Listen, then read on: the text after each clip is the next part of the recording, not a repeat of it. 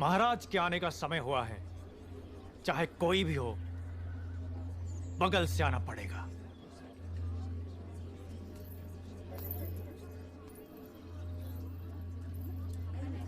आप आगे आइए।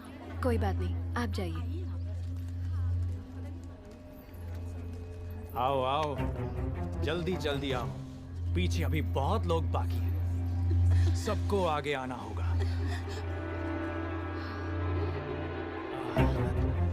आओ, इसके बाद तुम।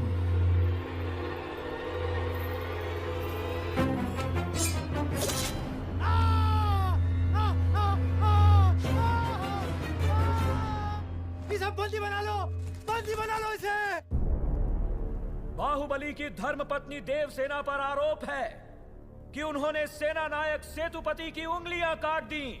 राजमाता शिवगामी देवी की आज्ञा से श्री श्री भल्लाल देव महाराज के समक्ष ये सुनवाई प्रारंभ हो रही है।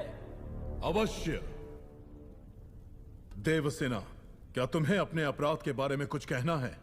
किसी सुनवाई के बिना ही मुझे हथकड़ियां पहना दी गई और पहले ही निर्णय हो चुका है कि मैं अपराधी हूं।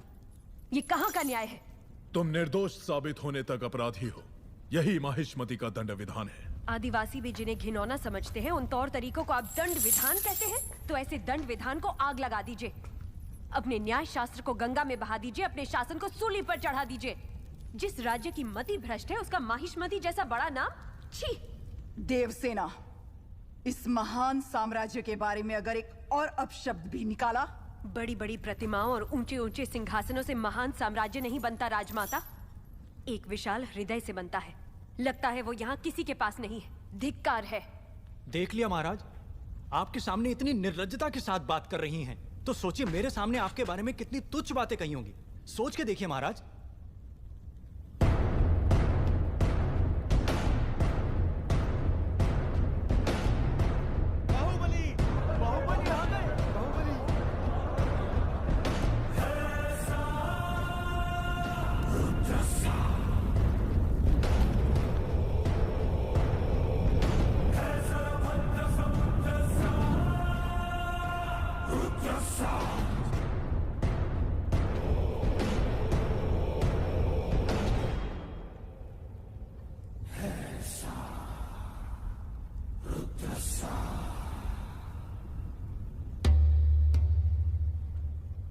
वास्तव में क्या हुआ था बताओ सेतुपति।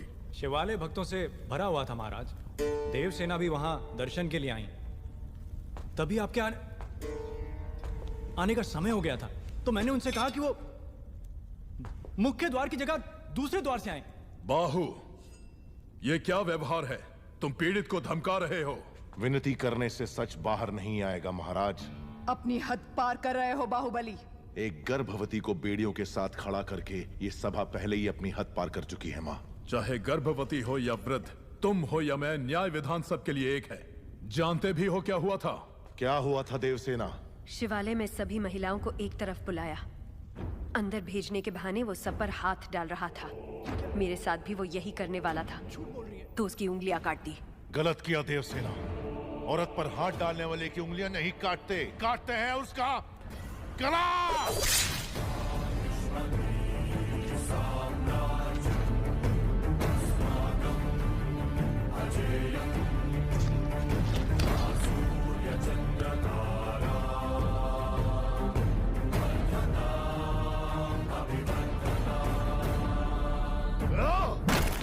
बाहुबली, ये दुस्साहस मेरी सभा में। झूठ बोला तभी सेतुपति के शब्द लड़खड़ा गए। निर्दोष है तभी देवसेना ने निडर होकर सब सच कह दिया। सेतुपति दोषी साबित हुआ, उसका सर कट गया। बाहुबली, मान लिया सेतुपति अपराधी है भी, तो इसका निर्णय किसे करना चाहिए, दंड देने का अधिकार किसे होना चाहिए? तुम्हें या महाराज को?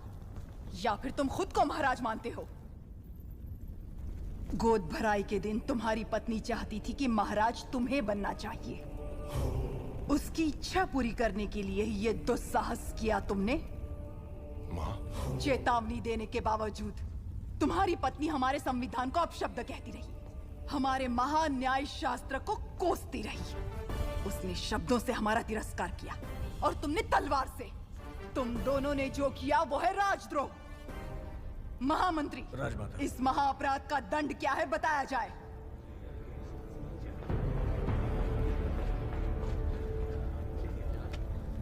राजकुटुंब से यदि ऐसा अपराध होता है तो उन्हें राजमहल से सदा के लिए बहिष्कृत कर दिया जाए। राजमाता, इस पर अमल किया जाए।